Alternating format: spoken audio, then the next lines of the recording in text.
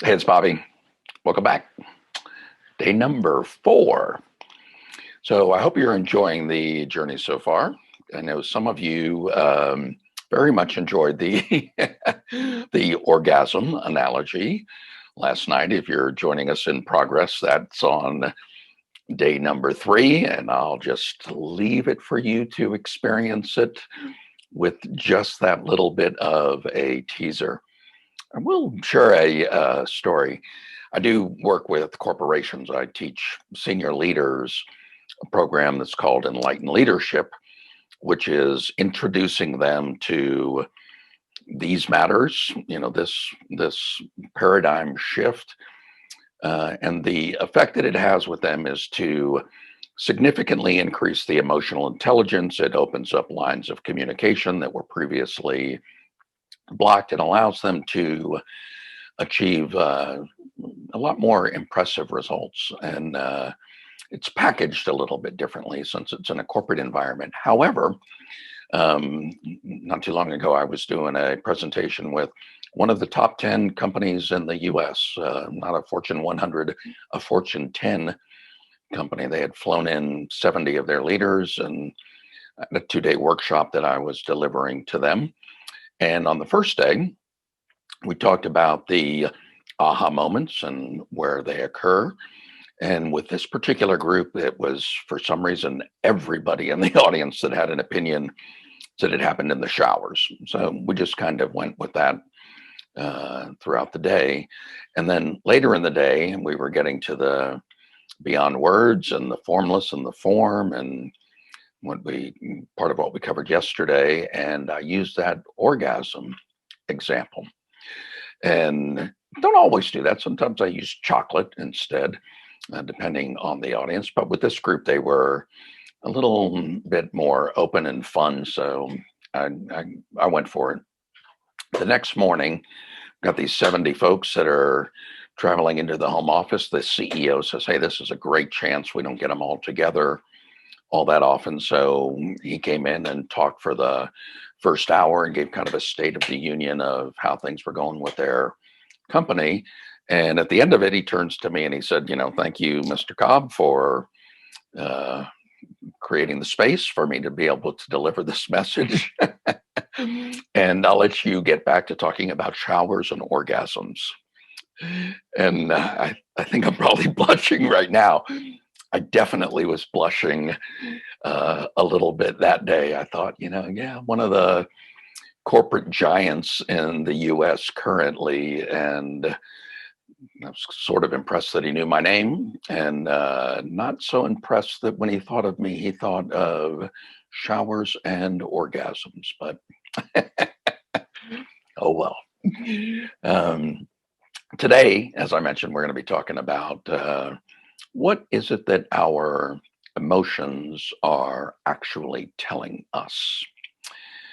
And as I've hinted at, I think you're going to find that it's not what you've been conditioned to believe is the case. And as I've mentioned on the last couple of these videos, I don't want you to just take my word for it or take it on faith. I actually want you to go inside and explore within. This is about getting in touch with inner guidance to listen to the whispers of wisdom that are delivered to you 24/7, 365 days a year, every moment of our lives. We're being guided by wisdom. But because of the hypnosis of social conditioning, and because of this perceived reality that we kind of learned yesterday, we can't always believe what our lying eyes are telling us. We've been conditioned to think the feelings and the emotions that we're experiencing are telling us something a little bit different than what I think you'll find they actually are telling you.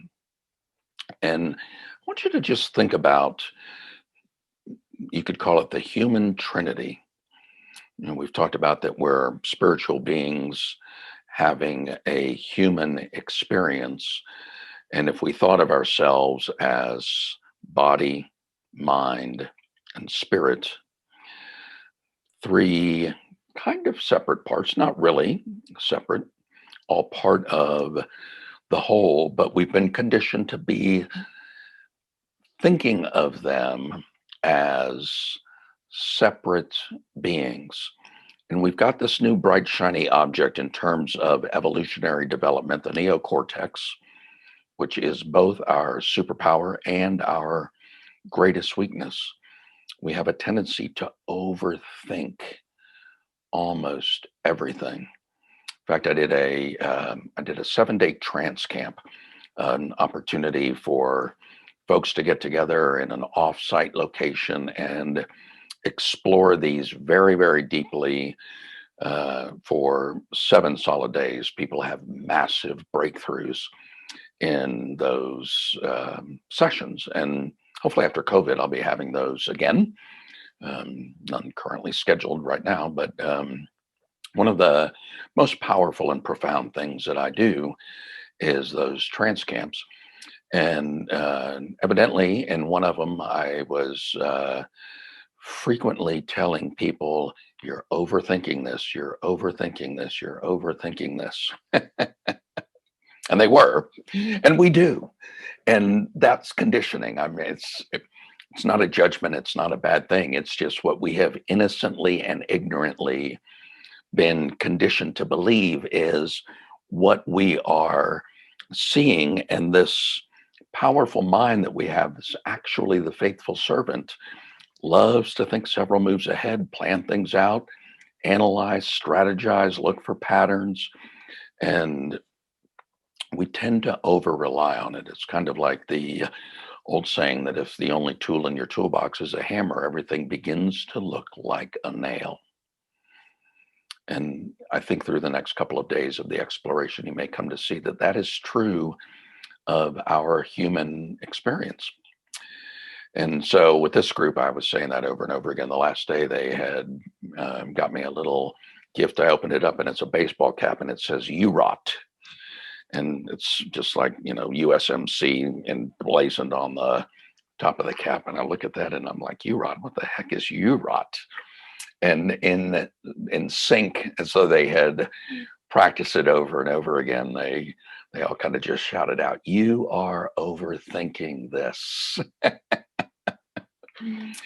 So I want to talk today about being, embracing that formless existence that is our true identity, getting in touch with that awareness inside of which everything is known, everything is experienced, and of which everything is made. And just releasing the need to overanalyze everything that we run across.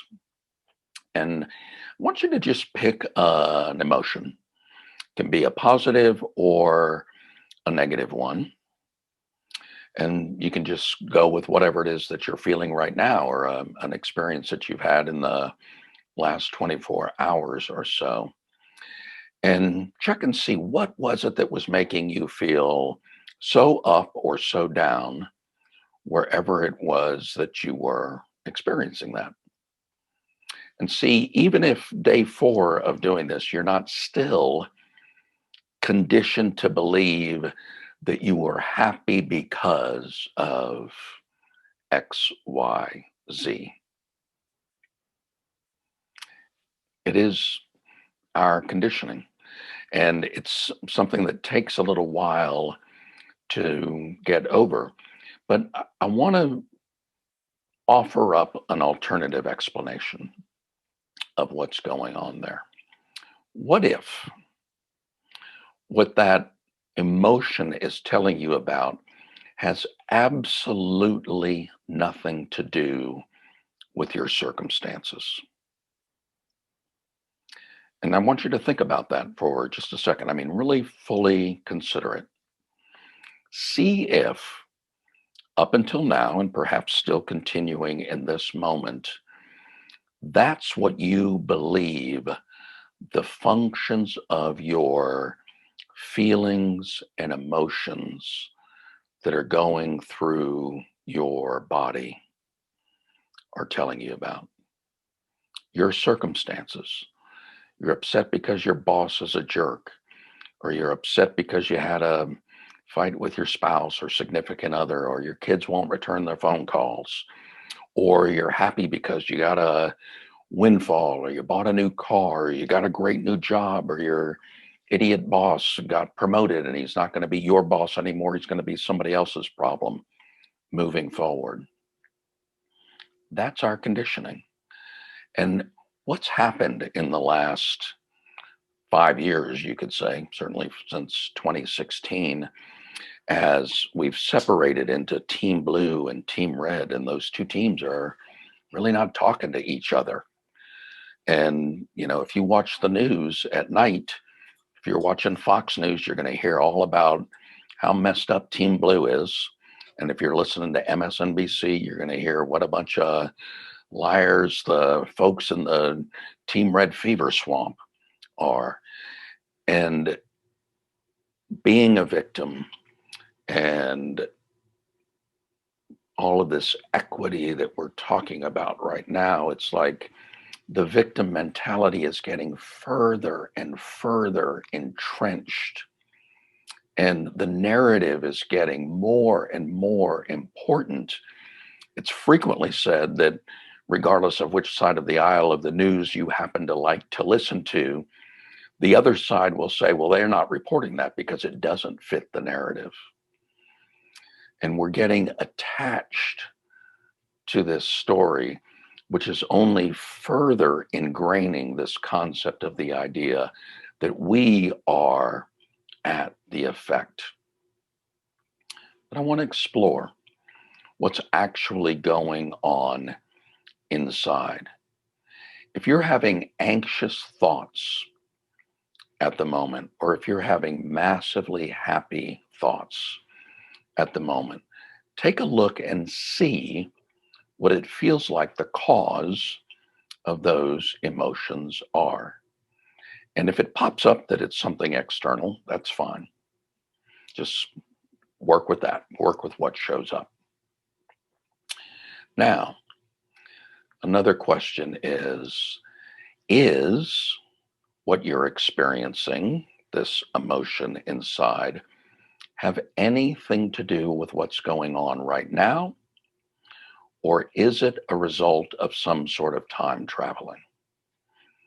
Is it something from the past that you're bringing back up again that's causing you, at least in your perception, causing you to apparently feel you're happy or sad or whatever it is that you're experiencing? Or are you traveling out to the future? And are you looking forward to something, this sucks right now and I'm just kind of holding it all together, but I got this great vacation coming up this weekend, or I'm going to be hanging out with my friends, or I got a great party, or going out on a hot date, or whatever?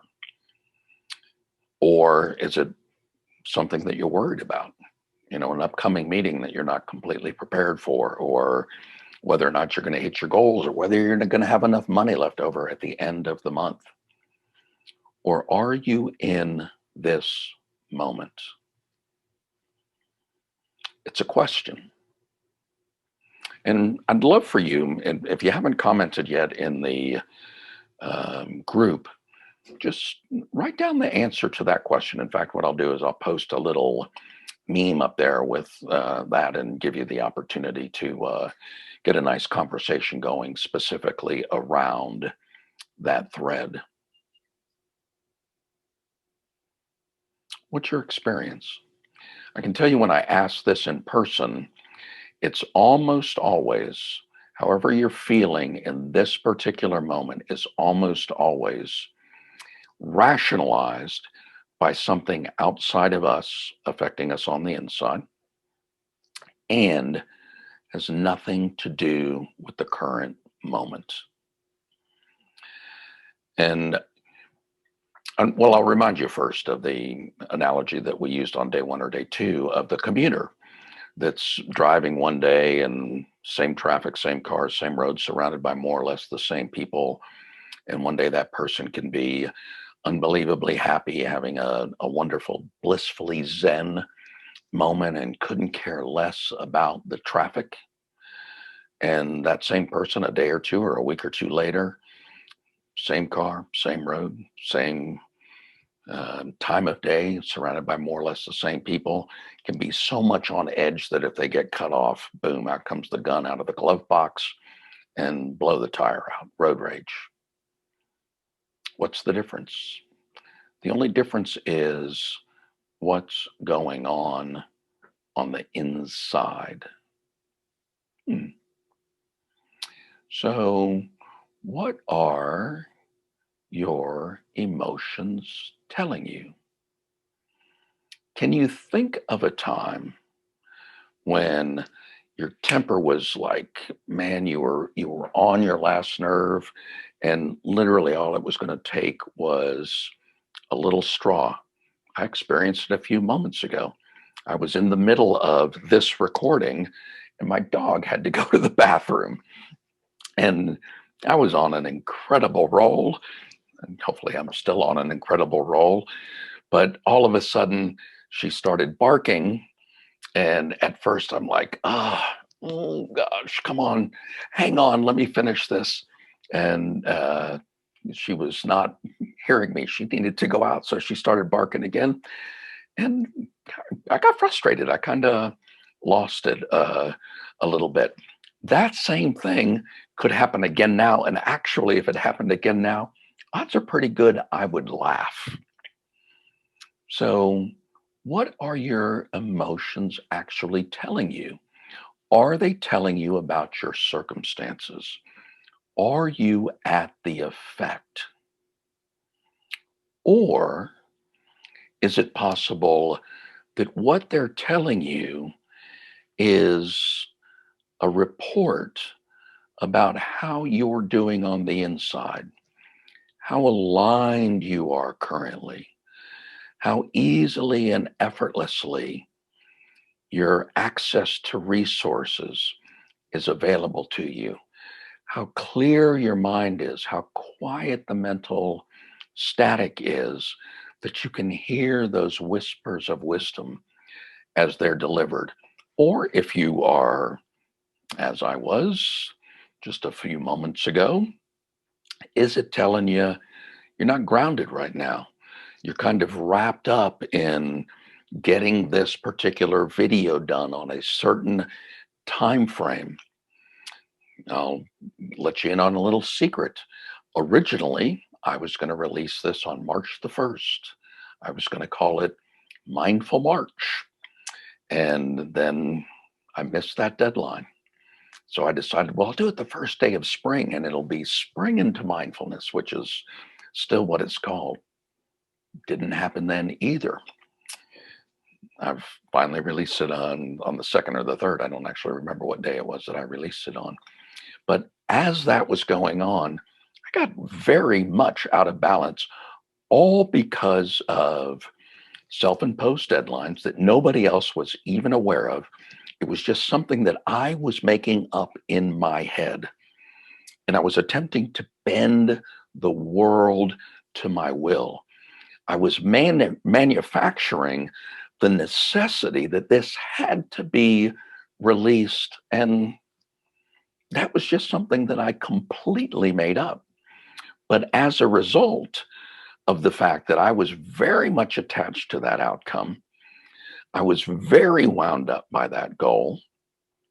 I was working less than healthy hours, not maintaining my normal work-life play balance, which in my life is pretty good. You know, I got that part of my life most of the time is pretty much under control. But in the last several weeks, that wasn't the case at all. So I just want you to be open to the possibility that what your emotions are telling you has absolutely nothing to do with your current circumstances. It is a static report. I'm sorry, a status report about how you're doing on the inside. an internal weather report. So, over the course of the next day, I want you to play around with this a little bit more. I hope you're still using the timer. That is such a valuable tool and creates so many insights for you. It interrupts the patterns that those unconsciously ingrained habit patterns, those UEHPs, that again, nothing bad about those. They are they are a superpower for us, a super tool for us. However, they get worn out. They create beliefs. We rationalize things associated with that. We give an artificial importance that we think is something that is important, that we're just absolutely making it up. So when that timer goes off, check and see how you're feeling. Do that same check in. Where are you on the 1 to 99 scale? When are you on the timeline? And spend just 10 to 15 seconds going, all right, put a label on it. Take the formless and put it into form. I'm feeling joy right now. Why am I feeling joy? And just see what you come up with. And if you look for an external rationalization about why you're feeling the way that you feel, I want to challenge you to dig a little bit deeper, to explore a little bit more, to not look outside because the light's better, rather go within and check and see what's going on and just see what you come up with. And please post in the group, Our Mindful Life on Facebook. You can just do a search. If you're not in there already, odds are good I've probably already sent you an invitation to join. But if you're seeing this is being broadcast as well on YouTube and LinkedIn and a couple of other places. So if you're seeing it elsewhere, then feel free to go to Facebook and just do a search for Our Mindful Life. I've opened it up that if you ask to join, you're going to have to fill out a couple of questions. That's just for a little bit of market research, and you're going to be let right in so you can join the party and see the conversation that's going on there. So play around with that. We will continue this exploration again tomorrow. And the exploration will be more meaningful if you've got a little bit more of that baseline data under your belt. So have fun, live a life that is unencumbered. And that's exactly what we're moving to. Removing all of the obstacles that keep you from experiencing the free flow of joy and bliss that is our birthright. Look forward to chatting again tomorrow. Ciao for now.